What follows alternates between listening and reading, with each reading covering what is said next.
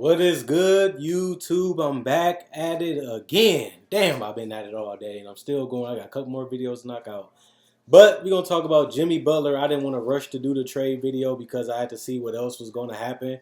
And what else happened was the Dallas Mavericks will pick up one of the civilians and Goran Dragic. He will go to Dallas, which is very good for the Mavericks because they needed a point guard. And I was just saying that they need somebody so Luka Doncic wouldn't get beat up. He suffered some minor injuries last year because he had to do so much work and he had to carry the offensive team of scoring and playmaking, and they relied on him a whole lot as a rookie. The best part about it is they have found that guy that can take that spot for now in Goran Dragic, who will give them a guy that can shoot some threes at a decent clip, but at the same time, he can cut to that paint and make some pick and roll passes. He can lob it up to Porzingis, dump it off to Porzingis, kick it out to Luka because he's a decent three-point shooter, especially from the spot up. It gives them some more versatility. I didn't really understand the trade for Philly because in this trade, you trade Jimmy Butler to get Josh Richardson, which is a quality player that has continued to improve and continue to develop, and he got a lot of promise. He was averaging 20 points at one point. He just couldn't do it for the whole entire season, but he improved every year, and I like him. But it's just such a talent downgrade to go from Jimmy Butler to now you just have Josh Richardson. Best part about it, Richardson is on a good, tradable, affordable contract, and he can do something Jimmy Butler can do, but he also is nowhere close of the complete player Jimmy Butler is. But like I said in the other video, Tobias Harris can give him a lot of that because he took a sacrifice to play with Butler, Ben Simmons, and Joel Embiid, and J.J. Redick, and he took less shots than he did in Detroit, in Orlando, and with the Clippers. And that was something that he had to do if he wanted to win, and they came close to doing that. But they didn't, and they really took a lot of hits. Losing Jimmy Butler, losing J.J. Redick does hurt, but I do feel like they try to rebound by getting Al Horford, Josh Richardson. That's going to shore them up a little bit. I think Philly going to be a tough team even without Jimmy Butler. I want to see the other moves that they make to fill out the rest of this roster. When I look at the Mavericks perspective, I really like the fit. He's a guy that is very aggressive. He likes to attack. He keeps the defense on their heels, and he forces people to make plays. And if you don't make the play, Goran Dragic will torch you. He is a guy that eventually did make it to the All-Star team, and he was a guy that got paid quickly because we knew that he was one of the better point guards in the NBA. Now, I know when you look at the stats, you see 13 points a game, and you see that he was injured majority of the year, playing only 36 games, and he only started 22 of them. Shot 41% from the field, 34% from three. But this is a guy that fits what you need him to do at this point. You're not asking Goran Dragic to be the best player. You're not asking Goran Dragic to do everything. You're not asking him to be an all-star player right now, and especially at age 33. So is he the perfect fit? No. But he do have a chemistry with Doncic. Doncic already know how to play with him. That's not going to be difficult. He fits what they do with Porzingis because Porzingis is a guy that can catch and shoot.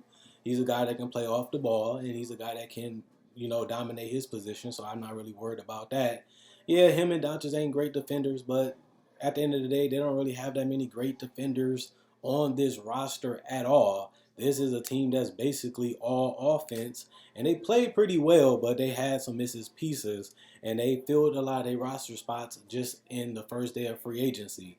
Now it's just about filling out the rest of the roster with players that can really fit and play well with Doncic and obviously Porzingis, who they gave a 5-year contract to today. So they solved a lot of their problems, and the biggest problems is going to be having quality players that can play big minutes. Since you are in the Western Conference, you do have to play for wins. If not, it's easy to lose. They finished 33-49, which means they weren't a terrible team. Plus, they did trade majority of their roster in the middle of the year, and they had to basically lost Doncic for a couple games too, and they still won a decent amount of games. They finished third in the Southwest Division, which even I was a little surprised about. But having no Porzingis, and now the fact that you have Porzingis and Doncic and Dragic, do make them seem a lot more dangerous as of right now. We still have to see what else happens. But I like their future going into next season, and I do like Rick Carlisle, and Mark Cuban is one of the best and smartest owners. I did meet him, and I'm glad that I did because I've been respecting a lot of things he did with this team. And now they've been in a rebuild mode for the last couple of years. Now it seems like they're going to go all in with this team and try to get back into the playoff push. And if that's the case, they're doing a good job. But just I got to see what else they do with a lot of these other players on the roster. And as of right now, they look good. And when you look at it from the Heat perspective, I'd rather have Jimmy Butler than Goran Dragic. I'd rather have Jimmy Butler than obviously Josh Richardson. Only problem with Jimmy Butler is he's a little older. So when they say Jimmy Butler wanted his own team, I think the only problem with that is the Heat is in cap hell. And he doesn't help that because he's going to get the max from the Heat. And when you look at their roster right now, they do have some talent like Bam. They do have, obviously, some pieces like Waiters and Olynyk. We don't know what's going to happen with Whiteside, but his contract will eventually come off the books. We still don't know what's the best version of Justice Winslow. And if you have Jimmy Butler, you really don't care about Justice Winslow as much. But Jimmy, he'll be in his prime these first 3 years. He'll be in his prime and he'll be playing his best basketball. He is one of the best players in the world. It's better off having him than nobody. But the only problem is they waited a little bit too long to get in on Jimmy Butler, as now they don't really have the talent to be a championship team, is all I'm really saying. They got talent to compete, especially in the Eastern Conference, but when I look at this roster and I look at the players they have, none of them are really tradable unless you're willing to give up a lot of picks to get rid of their contracts. Good part, like I said about it, a lot of these players are going to come off the books and they have flexibility to get somebody else. The problem with that is a lot of the players got locked up this year and some of them are already locked up, so you don't really have that many players to pick from in the future. So I really want to see what Pat Riley is going to do. I didn't even see him doing this move. It was a rumor, but that's as the season ended. Now that it actually happened, this is a good domino to fall, getting one of the best players back on the roster.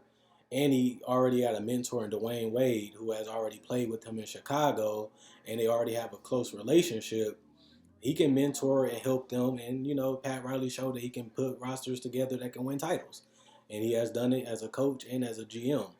So he knows what it takes to win, and he knows the players to get, and he got one of the right players, like one of the hard-nosed, grindy, fighting players. So I got to see what the Heat do because they roster, I don't really like it. I don't really like it. And I feel like they got out of the Tyler Johnson contract last year. Now they got out of the Dragic contract. But when I look at this roster, who is going to be the point guard now? I don't really see somebody that I trust right now with the ball currently on this roster. I don't think it's a hard position to fill, but now you have nobody. Do I really like the Dion Waiters and Jimmy Butler pairing? No, but I feel like Dion Waiters have changed his game a little bit since he has went to Miami, and he's not on a terrible contract either. The only problem is just you're going to be paying Hassan Whiteside $25 million, and he don't even start no more. That's going to be the problem, is getting rid of his contract. You do have Ryan Anderson, so that way you got somebody that can space out the floor if you want to have somebody at that forward position. But when I look at this roster, it is far from done, and they do have some quality role players like Kelly Olynyk, Bam. Obviously, you have the other guys that I mentioned. So I really want to see how this work out for all teams. If I had to pick a winner, I pick the Mavericks. You get Dragic to go along with Luka and Porzingis. But I still have to see what Philly's going to do. I don't really like the Al Horford, Joel Embiid, Ben Simmons combination and Tobias. I don't really like that much, but I got to see it before I judge it. It don't look right on paper. I don't really like the fits, but it could work. It could work because I see how it could work, but can it? I still got to see it to believe it. So I think the Sixers not in a terrible position. They got a 3-and-D guy in Josh Richardson. And you still do have Ben Simmons and Joel Embiid, and now you have Al Horford, a guy that can play multiple positions and score, and you can go big. So I really got to see how the rest of this free agency pan out before I judge either of these teams.